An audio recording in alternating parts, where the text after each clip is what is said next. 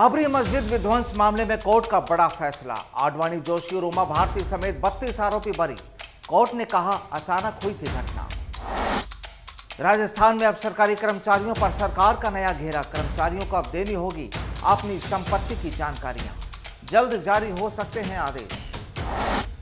हाथरस मामले पर अब गरमाने लगी सियासत। बेनीवाल ने की गोली मारने की मांग, तो घर वालों की गैर मौजूदगी में पुलिस ने जलाया लड़की का शव। प्रदेश में कोरोना के खिलाफ 2 अक्टूबर से शुरू होगा जन आंदोलन। सीएम गहलोत ने किया जनप्रतिनिधियों से संवाद, मिले कई अहम सुझाव। और बिहार में बज उठा चुनावी बिगुल। चुनाव आयोग की टीम पहुंची बिहार। नेताओं ने भी शुरू की अपनी तैयारियां। नमस्कार, देश प्रदेश की तमाम अहम खबरों के न्यूज बुलेटिन एट 7 PM में मैं हूं आपके साथ प्रदीप आजाद। और आइए विस्तार से नजर डालते हैं उन खबरों पर जो आज सुर्खियों में रही। भ्रष्टाचार पर अंकुश लगाने के लिए प्रदेश की गहलोत सरकार एक नई पहल करने जा रही है। इसके तहत अब सभी सरकारी कर्मचारियों और अधिकारियों को अपनी सालाना संपत्ति की घोषणा करनी होगी। सरकारी कर्मचारियों को अपनी चल अचल संपत्ति की ऑनलाइन घोषणा अनिवार्य रूप से करनी होगी और ऐसा न करने पर सालाना वेतन वृद्धि रोक दी जाएगी। इससे सरकारी कामकाज में पारदर्शिता आएगी और आय से अधिक संपत्ति के मामलों को उजागर करने में एसीबी को भी मदद मिलेगी। हाथरस में दलित युवती के साथ निर्भया जैसी हैवानियत पर सियासत गर्मा गई है। सोशल मीडिया से लेकर सड़कों तक एक बार फिर लोगों के मन में दरिंदों को सजाए मौत देने की ज्वाला जल रही है। इस पर नागौर सांसद हनुमान बेनीवाल ने दरिंदों को गोली मार देने की मांग की है। बेनीवाल ने कहा कि ऐसे समाज कंटक अपराधियों को या तो सरेआम फांसी हो या फिर सरेआम गोली मार देनी चाहिए। वहीं पूर्व डिप्टी सीएम सचिन पायलट ने भी घटना की निंदा करते हुए कहा कि हाथरस में एक बेटी के साथ हुआ जघन्य अपराध शब्दों की आलोचनाओं से परे है। राजस्थान प्रशासनिक बेड़े के 2 वरिष्ठ अधिकारी आज रिटायर्ड हो गए। पूर्व मुख्य सचिव और मुख्यमंत्री सलाहकार डीबी गुप्ता आज रिटायर हो गए, लेकिन गुप्ता रिटायरमेंट के बाद भी अगले 1 साल तक सीएम के सलाहकार बने रहेंगे। वहीं डीजी एसीपी आलोक त्रिपाठी भी आज रिटायर हो गए। त्रिपाठी वरिष्ठता में पहले नंबर पर थे, लेकिन उन्हें पुलिस महानिदेशक बनने का मौका नहीं मिल पाया।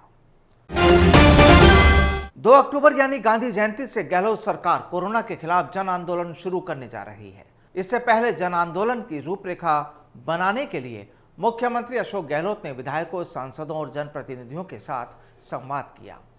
इस दौरान पूर्व मुख्यमंत्री वसुंधरा राजे भी वीडियो कॉन्फ्रेंसिंग के जरिए जुड़ी। नेता प्रतिपक्ष गुलाब चंद कटारिया, बीजेपी प्रदेश अध्यक्ष डॉक्टर सतीश पुनिया सरीखे प्रमुख नेता भी जुड़े और अपने अहम सुझाव दिए। राजस्थान के पाली जिले में एक दर्दनाक हादसा सामने आया, जिसमें 3 मासूमों की करंट लगने से मौत हो गई। इस हादसे से पूरे गांव में कोहराम मच गया। दरअसल मंगलवार को जिले के सिरियारी थाना इलाके के चौकड़ या धाउडी ढाणी में मवेशियों के बाड़े में लाइट ऑन करते ही शॉर्ट सर्किट से करंट फैल गया, जिसकी चपेट में वहां खेल रहे 3 मासूम भाई बहन आ गए और मौके पर ही तीनों की दर्दनाक मौत हो गई। राजस्थान के बाड़मेर जिले से 3 मनरेगा मजदूरों की दर्दनाक मौत का मामला सामने आया। जिले के खारडा चारनान गांव में मनरेगा योजना के तहत चल रहे कार्य के दौरान निर्माणाधीन टैंक ढह गया, जिसमें 3 मजदूरों की मलबे में दबने से मौत हो गई। तीनों 15 फीट गहरे टैंक में अंतिम फर्मा बांध रहे थे। इस दौरान अचानक मिट्टी खिसकने से टैंक ढह गया।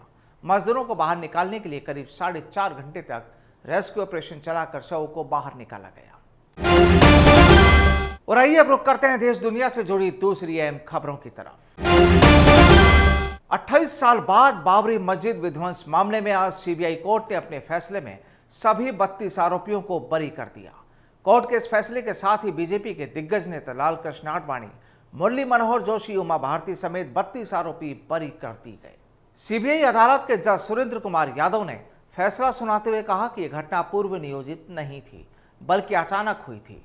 साथ ही कोर्ट ने यह भी कहा कि भीड़ ने ढांचा गिराया था, जबकि जिन लोगों को आरोपी बनाया गया उन्होंने तो ढांचा गिराने से रोकने की कोशिश की थी।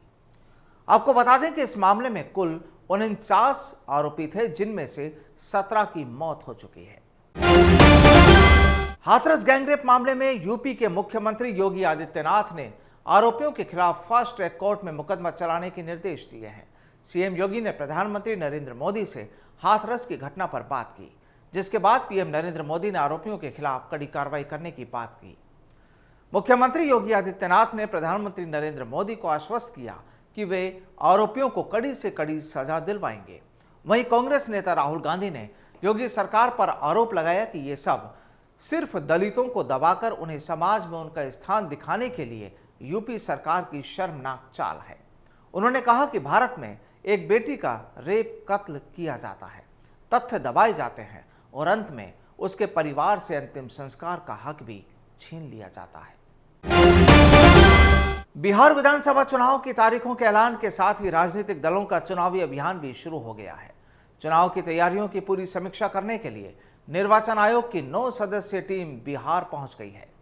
आयोग की टीम ने बिहार की मान्यता प्राप्त राजनीतिक दलों के नेताओं से मुलाकात की और उनसे सुझाव लिए। आयोग से मिलने वालों में एनडीए और महागठबंधन के साझेदार समेत अन्य दल भी शामिल हुए। बिहार चुनाव में इस बार मुख्य रूप से कई गठबंधन चुनावी मैदान में हैं। और आज के बुलेटिन में फिलहाल इतना ही। मुझे दीजिए इजाजत। नमस्कार।